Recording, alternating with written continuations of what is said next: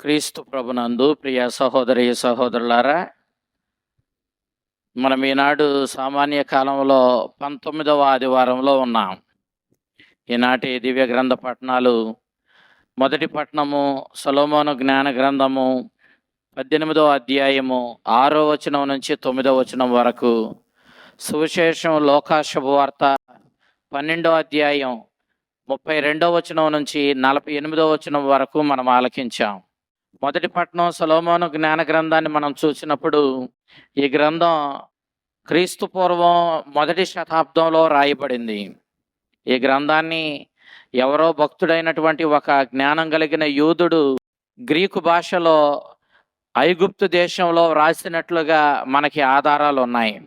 ఈ బైబిల్ గ్రంథాన్ని హీబ్రూ భాషలో పాలస్తీనా దేశంలో పవిత్రమైనటువంటి స్థలంలో వ్రాయబడి ఉన్నటువంటి గ్రంథాల యొక్క సంఖ్యను వాళ్ళు ఏర్పాటు చేసినప్పుడు ఈ సొలొమోను జ్ఞాన గ్రంథాన్ని ఆ సంఖ్యలో చేర్చలేదు. ఎందుకంటే ఈ గ్రంథము పవిత్ర భాష అయిన హీబ్రూలో రాయబడలేదు, అది గ్రీకులో వ్రాయబడింది. ఈ గ్రంథం పాలస్తీనా దేశంలో అనగా పవిత్ర స్థలంలో రాయబడలేదు, ఇది ఐగుప్తులో వ్రాయబడింది. కాబట్టి ఈ గ్రంథాన్ని ముందు పవిత్ర గ్రంథంలో పొందుపరచలేదు. తరువాత కాలంలో ఈ గ్రంథము పవిత్ర గ్రంథంలో చేర్చబడింది. అనేక సమస్యల్లో శత్రువుల చేతిలో అణగద్రొక్కబడి అనేక హింసలకు గురి అయి నిరాశతో ఉన్న యూదులను ప్రోత్సహించడానికి రచయిత ఈ గ్రంథాన్ని వ్రాసినట్లుగా మనం స్పష్టంగా గ్రహిస్తాం. ఈ గ్రంథ రచయిత మనం చదువుకున్నటువంటి ఈ భాగంలో ఐగుప్తులో బానిసలుగా ఇశ్రాయేలీయులు వాళ్ళ పూర్వీకులు జీవిస్తూ ఉన్నప్పుడు దేవుడు అద్భుతమైన రీతిలో వారిని ఆ బానిసత్వం నుంచి విడిపించాడు. ఆ రాత్రి అనగా ఇశ్రాయేలీయులు ఐగుప్తు బానిసత్వం నుంచి బయటపడిన ఆ పాస్క్వా రాత్రి దేవుడు ముందుగానే ఆ రోజు గురించి, ఆ రాత్రి గురించి వాళ్లకు తెలియజేశాడు. అంతేకాదు ఆ రాత్రి ఒక ఏడాది గొర్రెపోతును బలి అర్పించి దేవునికి కృతజ్ఞతలు తెలియచేసి దాని మాంసాన్ని భుజించి దాని రక్తాన్ని తమ గుమ్మాలకు, అడ్డకమ్ములకు, నిలువు కమ్ములకు రాసుకొని ఆ విధంగా మరణపు దూత దేవుని యొక్క ఉగ్ర రూపాన్ని ప్రదర్శిస్తూ వారి మధ్యకు వచ్చినప్పుడు ఐగుప్తులో ఎవరెవరి ఇళ్ళకైతే దేవుడు చెప్పినట్లుగా బలి అర్పించబడినటువంటి ఆ పాస్కా గొర్రె యొక్క రక్తపు మరకలు వాళ్ళ గుమ్మాలకు ఉన్నవో ఆ వ్యక్తులను మాత్రము ఆ మరణపు దూత ఏ విధంగానూ హాని చేయకుండా, మరి ముఖ్యంగా ఐగుప్తీయులను ఎవరెవరి ఇళ్లకైతే ఈ రక్తపు మరకలు లేవో ఆ ఇళ్లను శిక్షించింది. వారి తొలుచూలు మగబిడ్డలను చంపివేసింది, వారిని మరణానికి గురి చేసింది. ఇక్కడ మనము జాగ్రత్తగా గమనించినప్పుడు దేవుని యొక్క తొలుచూలు బిడ్డలు ఈ ఇశ్రాయేలు ప్రజలు. దేవుడు వారిని మీరు నా బిడ్డలు, నా తొలుచూలు బిడ్డలు అని పిలిచాడు. అయితే ఈనాడు ఆ బిడ్డలను బానిసలుగా చేసుకొని 430 సంవత్సరాలుగా వారిని హింసిస్తూ ఉన్నటువంటి శత్రువులైనటువంటి ఐగుప్తీయుల తొలుచూలు మగబిడ్డలను దేవుడు చంపివేసి ఆ రీతిగా వారిని ఏ విధంగా ఆయన సంరక్షిస్తున్నాడో ఒక రుజువునిచ్చాడు. దేవుడు వారిని ఆ పాస్క్వా రాత్రి ఐగుప్తు బానిసత్వం నుంచి విడిపించి స్వేచ్ఛ స్వాతంత్ర్యాలతో కూడినటువంటి ఆ పాలు తేనెలు ప్రవహించే ఆ కానానుకు, ఆ వాగ్దాన భూమికి తన ప్రజల్ని నడిపించుకొని వెళ్ళాడు. ఆ దేవుని ఉగ్రతను ప్రదర్శించే ఆ మరణపు దూత ఏ ఏ ఇళ్లకైతే ఈ వధించబడిన పాస్కా గొర్రె యొక్క రక్తపు మరకలను చూచిందో ఆయా ఇళ్లకు శిక్షణ విధించకుండా దాటిపోయింది. ఆ విధంగానే ఈ పండుగకి దాటిపోవడం పాస్కా అనే పేరు వచ్చింది. ఈ పాస్కా పండుగను యూదులు తమ జీవితంలో ఎల్లప్పుడూ గుర్తుంచుకుంటూ దేవుడు వారి జీవితంలో చేసిన ఈ గొప్ప కార్యానికి గాను వాళ్ళు ఈ పండుగను ప్రతి ఏడు అదే రోజున దేవుని యొక్క శక్తిని, ఆయన ప్రేమను గ్రహించుకొని పండుగను చేసుకోవాలనేటటువంటి నియమాన్ని దేవుడు ఇచ్చినట్లుగా మనం చూస్తూ ఉన్నాం. దేవుడు తన దైవశక్తిని, ప్రేమను ప్రదర్శించిన గొప్ప పండుగ ఈ పాస్క్వా పండుగ. దేవుడు తన ప్రజల్ని తప్పకుండా రక్షిస్తాడని చెప్పే పండుగ ఈ పాస్కువా పండుగ. ఆయన తమ శత్రువులను అంతమొందిస్తాడు. ఆయన బిడ్డలైన మమ్ములను, మా ఇశ్రాయేలీయులను, యూదులను ఎల్లప్పుడూ ఆయన రక్షిస్తాడని చెప్పడానికి ఈ పండుగ ఒక గొప్ప గుర్తుగా ఇశ్రాయేలీయులలో నిలిచిపోవడాన్ని మనం చూస్తూ ఉన్నాం. ఈనాడు రచయిత ఈ అంశాన్ని మరలా ఆనాటి యూదులకు గుర్తు చేస్తూ, ఇదిగో దేవుడు అలనాడు మన పూర్వీకులను బానిసత్వం నుంచి విడిపించి స్వేచ్ఛా స్వాతంత్ర్యాలతో కూడినటువంటి ఆ పాలు తేనెలు ప్రవహించేటటువంటి వాగ్దాన భూమికి నడిపించాడు. ఈ నడిపించే ఈ ప్రయత్నంలో ఆయన ఈ గొప్ప పండుగను మనందరికీ అందించాడు. ఈ పాస్కువా పండుగ ద్వారా ఆయన ప్రేమను, ఆయన కారుణ్యాన్ని, ఆయన శక్తిని మనం గ్రహించగలుగుతూ ఉన్నామన్న విషయాన్ని ఈ రచయిత ఈనాడు ఈ జ్ఞాన గ్రంథంలో వెల్లడి చేస్తూ, ఈ రోజున మీరు మీ శత్రువుల చేతుల్లో నలిగిపోతున్నారు, మీ శత్రువులు మిమ్మల్ని హింసిస్తున్నారు, అయినా గుర్తుంచుకోండి, దేవుడు అలనాడు మన పూర్వీకులను ఏ విధంగా ఈ పాస్కా పండుగ ద్వారా విడుదల చేసి వారికి తన ప్రేమను, తన కారుణ్యాన్ని, తన శక్తిని నిరూపించాడో అదేవిధంగానే ఈనాడు కూడా దేవుడు తన శక్తిని నిరూపిస్తూ మన శత్రువుల బారి నుంచి మనల్ని విడుదల చేస్తాడు. మనల్ని తప్పకుండా రక్షిస్తాడు. తన కరుణను మనకు ప్రదర్శిస్తాడు. మనల్ని ఆయన ఎన్నడూ చేయి విడువడు.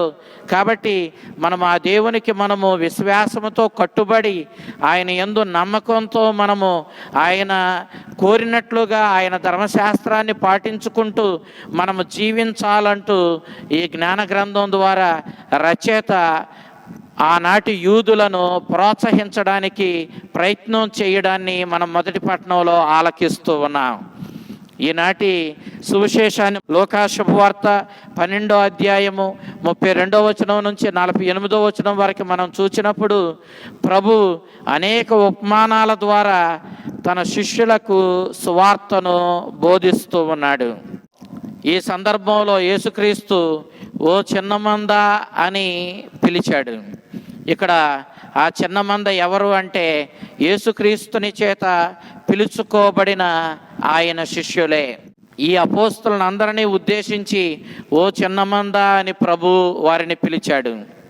దేవునికి ఇష్టమైన వాళ్ళు, దేవుని యొక్క రక్షణ సందేశాన్ని బూదిగాంతాలకు అందించవలసిన వాళ్ళు, దేవుని జ్ఞానాన్ని పొందడానికి, ఆ పొందిన జ్ఞానాన్ని ప్రపంచానికి బూదిగాంతాలకు అందించడానికి ఎన్నుకోబడిన తన ఇష్టులైన ఈ అపోస్తలులే ఆ చిన్న మంద అన్న విషయాన్ని ప్రభు ఈనాడు ఇక్కడ స్పష్టంగా సూచించాడు.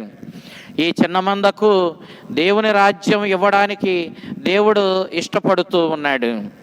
వీరిని దైవరాజ్యానికి వారసులుగా దేవుడే ఎన్నుకున్నాడు. వీళ్ళు దేవుని రాజ్యానికి వారసులు, స్వర్గానికి వీళ్ళు వారసులు. అంతేకాదు వాళ్ళు ఈనాడు క్రీస్తు బోధిస్తున్న ఈ జ్ఞానాన్ని, క్రీస్తుని రక్షణ సందేశాన్ని బూదిగాంతాలకు ప్రకటించి అనేక మంది ఇదిగో దేవుడు సంసిద్ధపరిచిన ఈ దైవరాజ్యానికి వారసులుగా మారేలా కృషి చేయవలసిన బాధ్యత ఈ చిన్నమంద అయిన అపోస్తుల మీద ఉంది అన్న విషయాన్ని ఈనాటి సువిశేషంలో మనం స్పష్టంగా అర్థం చేసుకుంటూ ఉన్నాం. అయితే ఆ దేవుని యొక్క ఎన్నిక చేయబడిన ఈ అపోస్తలులు ఎలా ప్రవర్తించాలి అనంటే వీళ్ళు బాధ్యత కలిగినటువంటి సేవకులుగా ప్రవర్తించాలి. ఇక్కడ దేవుడు ఈ దైవరాజ్యాన్ని, దానికి సూచనగా ఉన్నటువంటి విశ్వశ్రీ సభను స్థాపిస్తూ ఉన్నాడు. క్రీస్తు చేత స్థాపించబడిన ఈ దేవుని కుటుంబంలో అనగా ఈ శ్రీ సభలో సేవ చేసుకోవడానికి, తద్వారా అనేకులను దేవుని యొక్క రక్షణ మార్గంలోనికి నడిపించడానికి ఆ క్రీస్తుని చేత ఎన్నిక చేయబడినటువంటి సేవకులు ఈ అపోస్తలులు. ఆనాడు ఆ అపోస్తలులు ఈనాడు విశ్వశ్రీ సభలో ఉన్నటువంటి దేవుని సేవ చేసుకునే అభిషిక్తమైనటువంటి దైవ సేవకులు. అయితే వాళ్ళు ఏ విధంగా ప్రవర్తించాలి? వాళ్ళు బాధ్యతాయుతంగా తమకివ్వబడిన బాధ్యతను నెరవేర్చాలి. దేవుడు స్వయంగా ప్రత్యేకంగా ఎన్నుకొని అభిషేకించుకున్న గురువులు ఉండగా విశ్వశ్రీ సభలోని సమస్త క్రైస్తవులు, జ్ఞానస్నానం పొందిన ప్రతి ఒక్కరూ కూడా ఈ గురుతర బాధ్యతలో భాగాన్ని పొందుతూ ఉన్నారు. వారు కూడా తమ తమ కర్తవ్యాలను ఈ కుటుంబంలో అనగా విశ్వస్త్రీ సభలో నెరవేర్చవలసిన వారై ఉన్నారు. ఈ బాధ్యతలు నెరవేర్చడం ఏ విధంగా చేయాలో నేడు క్రీస్తు ఒక ఉపమానం ద్వారా తెలియజేస్తూ ఉన్నాడు. యజమాని, సేవకులు. ఈ సేవకులు తమ కర్తవ్యాన్ని సక్రమంగా నెరవేరిస్తే ఎంతటి అదృష్టాన్ని పొందుతారో ఈనాడు ప్రభు ఈ ఉపమానం ద్వారా తెలియజేస్తూ ఉన్నాడు. ఒక యజమాని తన సేవకునికి బాధ్యతలు అప్పగించి తన మిగిలిన సేవకుల మీద అతనికి అధికారాన్ని ఇచ్చి అతనిని తన కర్తవ్యాన్ని నెరవేర్చమని ఆజ్ఞ ఇచ్చి దూర ప్రాంతానికి వెళ్ళాడు. తర్వాత అతడు తన పనిని ముగించుకొని ఈ సేవకులు ఊహించని సమయంలో అతడు తిరిగి వచ్చాడు. సేవకులందరి మీద ప్రత్యేక బాధ్యత కలిగిన వాడు. మిగిలిన సేవకులు ఎవరెవరైతే తమ కర్తవ్యాన్ని సక్రమంగా నెరవేరుస్తూ ఉన్నారో వారిని చూచి ఆ యజమాని చాలా సంతోషించాడు. ఆ తూర్పు ప్రాంతానికి చెందిన ఆ మెసపటోమియా పరిసర ప్రాంతాలలో ఆ రోజుల్లో చీకటి పడినప్పుడు వారు కాంతి కోసం దీపాల మీదే ఆధారపడవలసి ఉండేది. అయితే యజమానుడు ఊహించని ఏ సమయంలో ఏ మధ్యరాత్రిలో వచ్చిన ఈ సేవకులు అతడు వచ్చేసరికి దీపాలను వెలిగించుకొని అతనికి దీపపు కాంతిలో అతని యొక్క నివాస స్థలానికి అతడు ఉండే గదికి దారి చూపించడం కోసం దీపాలతో సంసిద్ధమై ఉండాలి.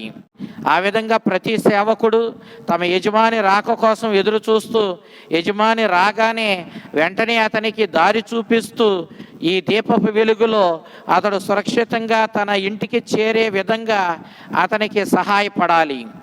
ప్రతి సేవకుడు సహజంగా చేసే పనే ఇది.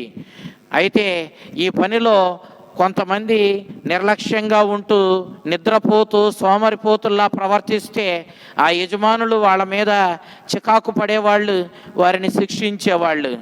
కానీ ఎవరెవరైతే బాధ్యతగా తమ కర్తవ్యాన్ని నెరవేరుస్తూ ఆ యజమానికి దీపపు కాంతిలో దారి చూపించి నడిపిస్తారో వారిని యజమానులు ఇంతటి మెలకువతో బాధ్యతగా వ్యవహరించిన ఆ సేవకుణ్ణి మెచ్చుకునేవాళ్ళు.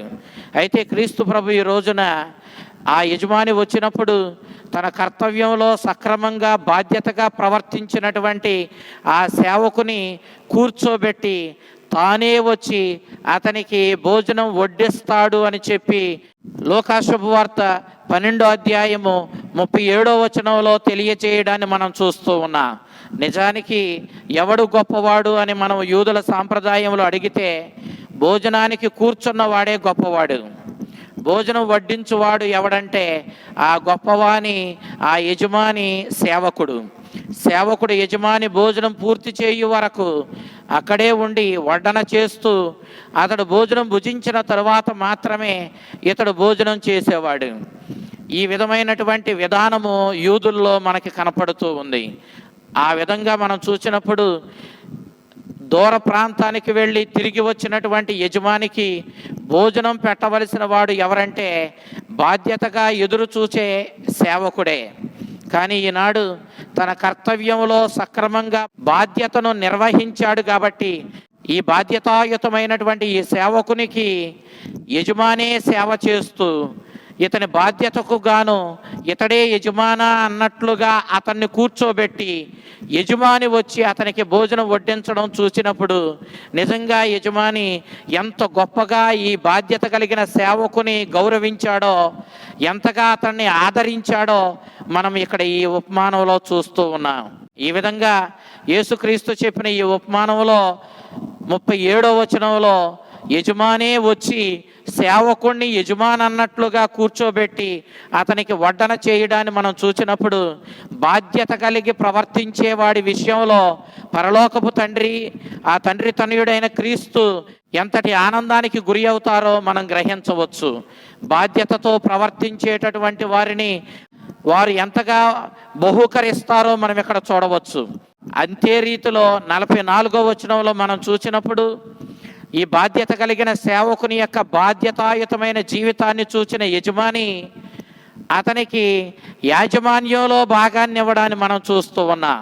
అనగా అతడు యాజమాన్యపు బాధ్యతలు అతనివి. కానీ ఈనాడు ఆ యజమాని తన కర్తవ్యంలో సక్రమంగా నడుచుకుంటున్నటువంటి సేవకునికి యజమాని అర్హతను బాధ్యతను ఇస్తున్నాడు.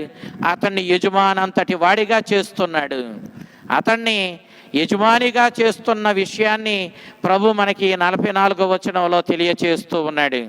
ప్రియ దేవుని బిడ్డలారా, ఈనాడు యేసుక్రీస్తు ఈ ఉపమానాలను తన శిష్యులకు తెలియచేస్తూ, మీరు కూడా రేపటి రోజున పరలోక రాజ్యంలో, ఆ దైవరాజ్యంలో నాతో కూడి సింహాసనాలలో 12 సింహాసనాలపై కూర్చొని ఇశ్రాయేలు 12 గోత్రాలకు తీర్పు తీరుస్తారు అంటూ ప్రభు చెప్పిన మాటను మనం ఇక్కడ గుర్తుకు తెచ్చుకోవాలి.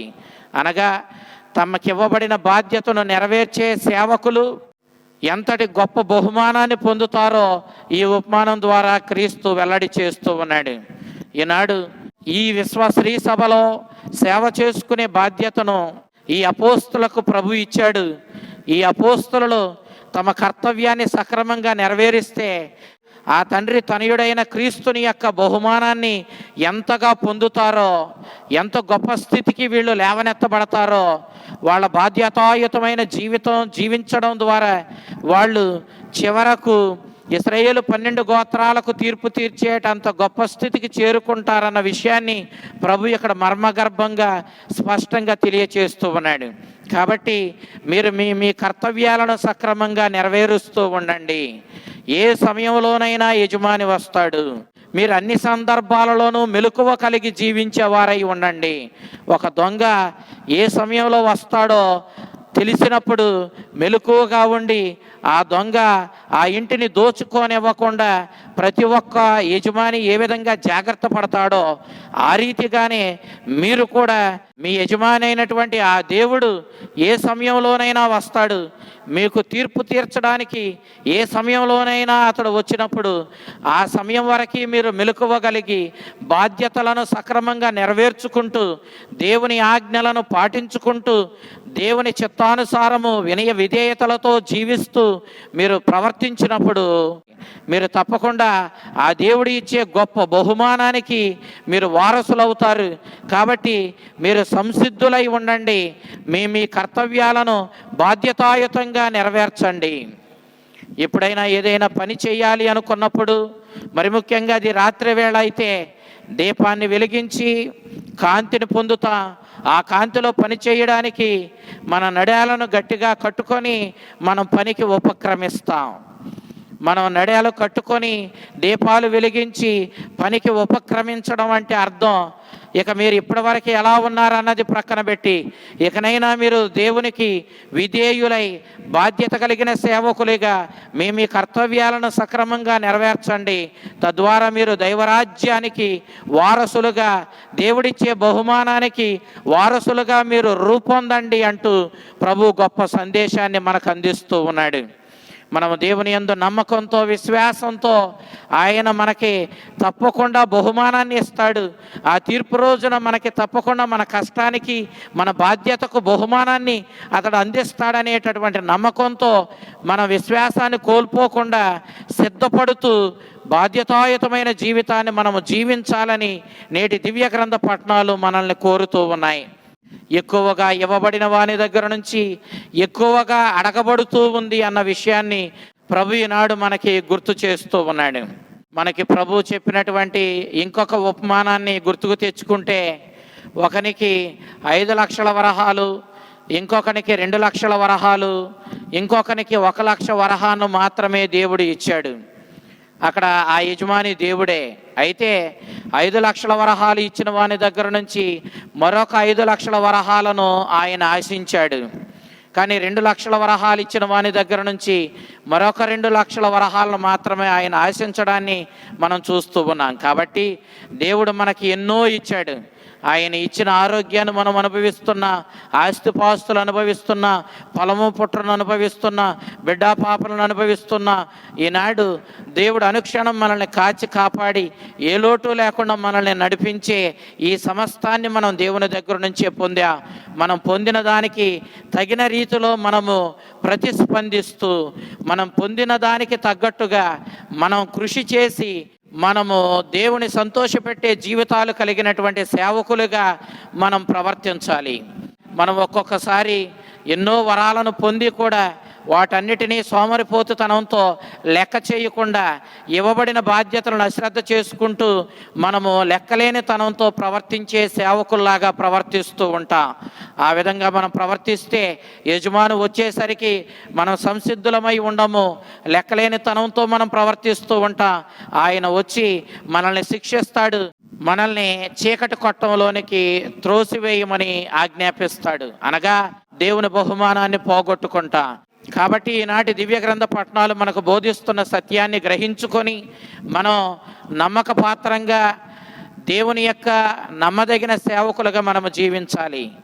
నమ్మదగిన సేవకుడు ఎవరు? విశ్వాసపాత్రుడైన సేవకుడు ఎవరు? దేవుడు ఆ వ్యక్తి మీద పెట్టుకున్న నమ్మకాన్ని, విశ్వాసాన్ని చెడగొట్టుకోకుండా దేవుడు పెట్టుకున్న నమ్మకాన్ని, విశ్వాసాన్ని నిలబెట్టుకొని దేవుడిచ్చినటువంటి బాధ్యతను సక్రమంగా నెరవేర్చి సిద్ధపాటు కలిగి జీవించువాడే విశ్వాసపాత్రుడైన సేవకుడు. ఆ విధమైన విశ్వాసపాత్రమైన సేవలు చేసుకుంటూ జీవించి ప్రభు ఇచ్చే బహుమానానికి మనం ఎల్లప్పుడూ సంసిద్ధులమై ఉండాలి. ఆయన రాక ఎప్పుడైనా ఉంటుంది. ఆయన దొంగ మనం ఊహించిన సమయంలో వచ్చినట్లుగా మనం ఊహించిన సమయంలోనే అతడు వస్తాడు. మెలకువతో ఉన్నవాడు ఏ ప్రమాదానికి గురి కాకుండా, తన ఆస్తిని కోల్పోకుండా, దొంగ నుండి తన ఆస్తిని రక్షించుకున్నట్లే మనం కూడా మెలకువ కలిగి జీవించి ఆ ప్రభు ఇచ్చే బహుమానానికి వారసులమవుదాం. ఆ దైవరాజ్యంలో మన స్థానాన్ని పదిలపరుచుకుందాం. దేవుని రాజ్యంలో గొప్పవాడు చిన్నవాడు అంటూ ఎవరూ లేరు. అందరూ దేవుని రాజ్యంలో సమానులే. అందుకే బాధ్యతతో తమ కర్తవ్యాన్ని సక్రమంగా నెరవేర్చే సేవకుడు పరలోక రాజ్యంలో యజమానిగా పరిగణించబడతాడు. ఎందుకంటే పరలోక రాజ్యంలో యజమాని లేడు, సేవకుడు లేడు, అందరూ సమానులే. ఈ రీతిగా ప్రభు మనల్ని మహోన్నతమైన స్థితికి చేర్చడానికి ఈ లోకానికి వచ్చాడు. దేవుని రక్షణ సందేశాన్ని ఉపమానాల ద్వారా మనకు తెలియజేశాడు. మనం ఈనాడు చెప్పబడిన ఈ ఉపమానంలో నమ్మిన బంటు వలె విశ్వాసపాత్రంగా జీవించి మన జీవితాలు ధన్యం చేసుకునే శక్తిని మనకు దయచేయమని ప్రభువుని అడుగుదాం. ఆ కరుణామయుడు మిమ్మలను, మీ కుటుంబాలను ఆ విధమైన మెలకువను ప్రసాదించి కాచి కాపాడునుగాక. ఆమెన్.